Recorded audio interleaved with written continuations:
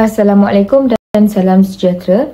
Pada video kali ini, kumpulan kami iaitu kumpulan 2 akan membentangkan tugasan berkaitan analisis puisi dalam pengajaran bahasa Melayu.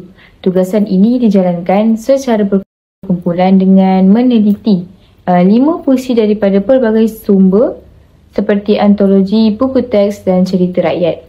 Fokus analisis kami ini tertumpu pada 3 aspek utama, iaitu tata bahasa, kosakata dan pemahaman teks bagi setiap puisi yang kami pilih. Selain itu, kami juga mencadangkan satu aktiviti PDP yang sesuai sebagai contoh bagaimana puisi boleh digunakan secara kreatif dalam sesi pembelajaran dan Saya Ruslia binti Darus. Hari ini saya akan membentangkan kajian saya, iaitu sajak ibuku karya Usman Awang, di mana dalam sajak ini terdapat elemen bahasa. Dalam elemen bahasa ini terdapat penggunaan gaya bahasa metafora dan personifikasi. Dua gaya bahasa ini bersifatkan untuk atau bertujuan untuk menonjolkan bagaimana penderitaan dan kemiskinan si ibu.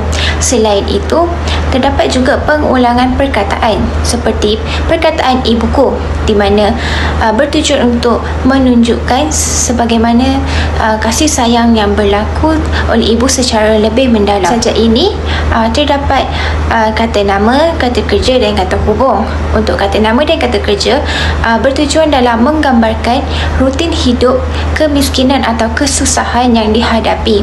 Bagi kata hubung pula adalah untuk menjadikan jalan cerita lebih teratur dan jelas apabila pembaca membaca sajak ini. Seterusnya, kosakata. Perkataan seperti melarat, beberlung, lintah darat menguatkan lagi suasana kemiskinan dan penindasan yang sering terjadi. Ini juga mempunyai pemahaman teks di mana tema untuk sajak ini adalah tema pengorbanan dan ketabahan seorang ibu. Terdapat juga nilai seperti nilai kasih sayang, keikhlasan dan ketabahan yang dialami oleh si ibu. Mesej yang ingin disampaikan dalam sajak ibuku adalah untuk membuka mata dan menghargai segala pengorbanan dan penderitaan yang telah dilakukan oleh ibu. Okey, selain itu, untuk membuka mata para pembaca juga untuk bersikap lebih peka terhadap nasib golongan miskin yang dirasai. Assalamualaikum dan salam sejahtera. Saya Nur Faizatun Nadira binti Abdul Razak dan saya akan membuat pembentangan dalam bahagian Gurindam 12.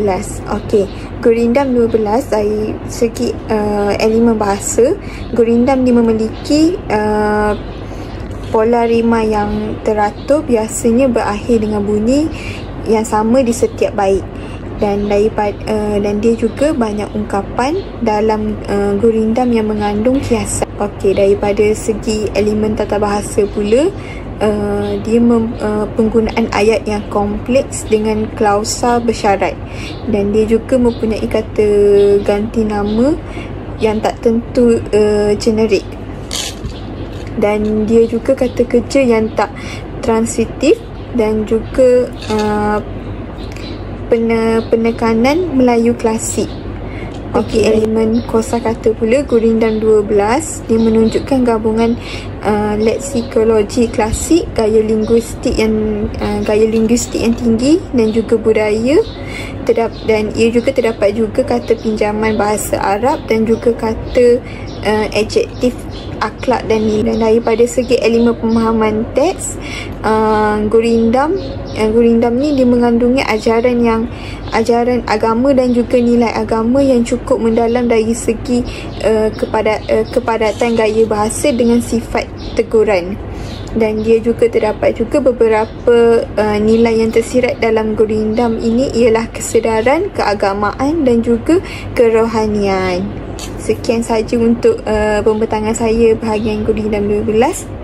Terima kasih. Salam sejahtera semua. Hari ini saya akan bentangkan novel Lieutenant Adnan Bidang Bangsa, merupakan teks Komsas tingkatan 4 yang turut dikategorikan sebagai salah satu jurnal puisi. Novel ini memaparkan kisah keberanian tokoh negara. Novel ini sangat signifikan untuk pelajar kerana ia mengangkat tema patriotisme dan pengorbanan melalui watak Lieutenant Adnan yang digambarkan berani, tabah, setia dan sanggup berkorban demi tanah air.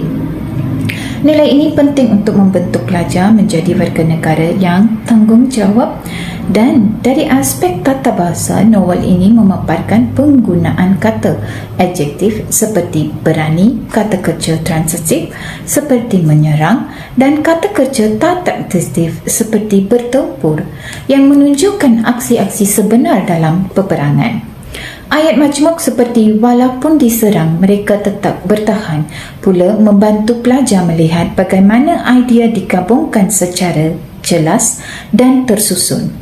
Kosakata novel ini juga kaya dengan istilah ketenteraan seperti bertempuran sengit, pertahanan terakhir dan prajurit yang memperluaskan perbendaharaan kata pelajar serta membantu mereka memahami konteks sejarah peperangan dengan lebih mendalam. Dari segi pemahaman, novel ini mempunyai plot yang jelas, persiapan mempertahankan kubu, bertempuran sengit dan pengorbanan wira. Melalui ini, pelajar mempelajari nilai keberanian, kerjasama dan semangat cintakan negara. Kesimpulannya, novel ini bukan sekadar buku atau karya. Ia juga mengukuhkan kemahiran bahasa tetapi juga menyerlah sebagai karya yang membentuk sastia pelajar dan menanamkan semangat patriotisme.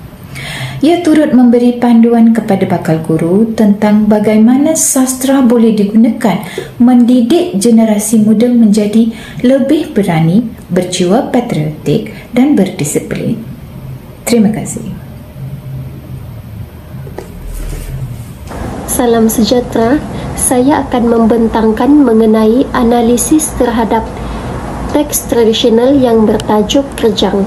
Saya akan memberi fokus kepada 3 aspek ini, iaitu tata bahasa, kosakata dan juga pemahaman teks. Di mana dalam aspek tata bahasa terdapat 2 penggunaan kata kerja yang digunakan, iaitu kata kerja transitif dan juga kata kerja tak transitif. Kata kerja transitif itu ialah yang mempunyai objek selepasnya. Ia selalu digunakan di dalam teks Kerjang ini dengan menunjukkan tindakan watak seperti memberi nasihat, memberi pantun dan juga menyampaikan ajaran. Manakala untuk kata kerja tak transitif pula, kata kerja ini berdiri sendiri tanpa adanya objek seperti ayat perasaan, pergerakan, berjalan, merenung dan juga menyanyi. Aspek yang kedua ialah aspek kosakata, di mana dalam aspek ini terdapat 4 lagi aspek-aspek kecil yang saya akan terangkan, iaitu yang pertama istilah tiada lisan. Ini merujuk kepada perkataan yang berkaitan seperti rejangan, nasihat dan puisi rakyat. Istilah ini menunjukkan bahawa teks Rejang berasal daripada masyarakat dahulu yang lebih mengutamakan penyampaian dari mulut ke mulut.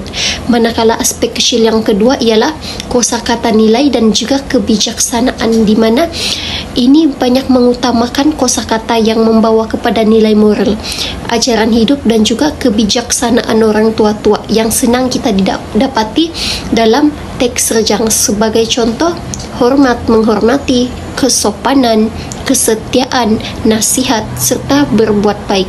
Dan aspek kecil yang ketiga ialah pemilihan diksi. Dalam teks Rejang ini, pemilihan kata yang tepat dan indah sangat dipentingkan. Ia bersifat sangat puitis, teratur, berirama dan juga mudah untuk difahami. Ini menjadikan teks Rejang ini lebih mudah untuk difahami dan dihayati oleh para pembaca. Dan yang aspek kecil yang keempat ialah istilah naratif, di mana istilah ini merujuk kepada perkataan yang membina, membentuk penceritaan seperti watak, peristiwa, latar dan juga plot. Ini menjadikan istilah naratif ini sangat membantu untuk menjadikan teks tradisional rejang ini menjadi lebih tersusun.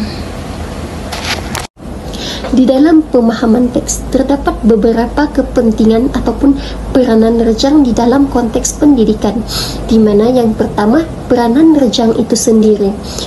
Rejang selalu dijadikan sebagai salah satu medium penyampaian ilmu, nasihat, budaya, serta adat, di mana rejang selalu digunakan sebagai alat dalam upacara seperti perkahwinan dan juga. Saya akan membentangkan analisis syair Burung Nuri daripada antologi Bintang Hati. Syair ini menyampaikan nasihat tentang kepentingan adab, budi pekerti dan tutur kata yang baik dalam kehidupan manusia. Melalui watak burung nuri itu sendiri, penyair menegur manusia supaya menjaga lidah dan tingkah laku dengan baik. Dari aspek tata bahasa, syair ini menggunakan kata nama, kata kerja dan kata adjektif untuk menguatkan lagi mesej yang ingin disampaikan. Kata nama seperti burung, lidah, hati dan akal membawa maksud simbolik tentang perangai manusia itu sendiri. Kata kerja pula seperti menasihati, menjaga, berkata dan mengkritik menunjukkan tindakan yang patut dijauhi atau tidak perlu diamalkan. Kata adjektif seperti baik, kasar, mulia dan buruk pula membezakan sikap terpuji dengan sikap yang keji.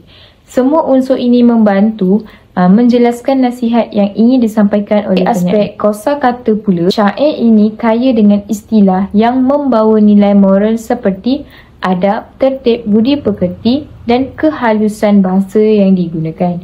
Perkataan lidah digunakan secara kiasan bagi merujuk kepada percakapan manusia, manakala bahasa kasar merujuk kepada tutur kata yang boleh melukakan perasaan orang lain.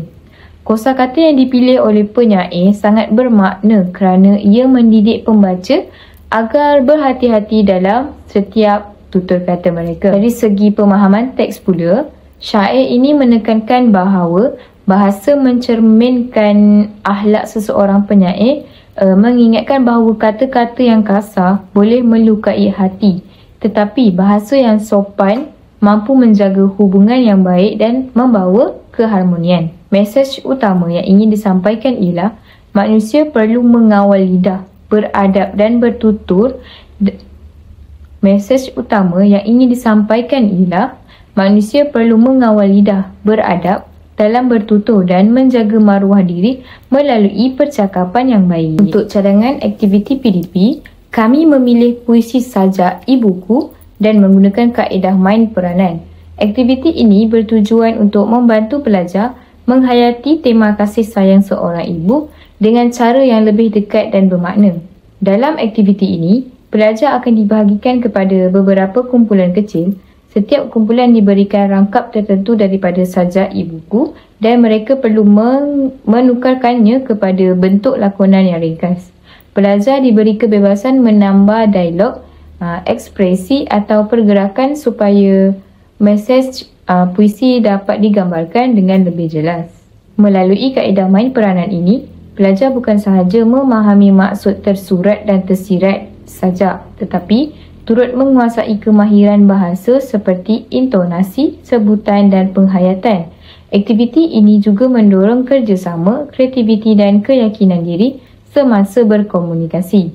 Oleh itu, kaedah main peranan ini menjadikan pembelajaran puisi lebih hidup dan membantu pelajar merasai sendiri emosi yang ingin disampaikan oleh penyair dalam sajak e-buku. Bagi refleksi pula, penggunaan puisi dalam PDP Bahasa Melayu ini sudah terbukti berkesan bagi meningkatkan penguasaan tata bahasa, kosakata dan pemahaman teks pelajar. Aktiviti yang kreatif seperti poster, deklamasi dan lakonan menjadikan pembelajaran lebih interaktif dan menyeronokkan. Puisi juga membantu membina pemikiran kritis, empati dan nilai murni, menjadikannya alat pedagogi yang efektif dalam memperkukuh kemahiran bahasa dan penghayatan sastra. Secara keseluruhan, melalui analisis 5 puisi ini, kami mendapati bahawa setiap karya sastra mempunyai potensi besar sebagai bahan PDP bahasa Melayu.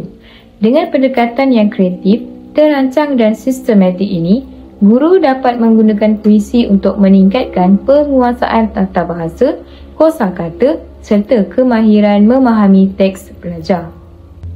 Selain itu, penggunaan puisi sebagai strategi pengajaran bukan sahaja membantu daripada aspek bahasa, malah turut mewujudkan pengalaman pembelajaran yang lebih menarik, bermakna dan menyeronokkan untuk pelajar. Puisi ini bukan sekadar karya sastera, tetapi juga alat pedagogi yang berkesan untuk membina pemikiran kritis, nilai murni dan penghayatan estetika dalam kalangan pelajar.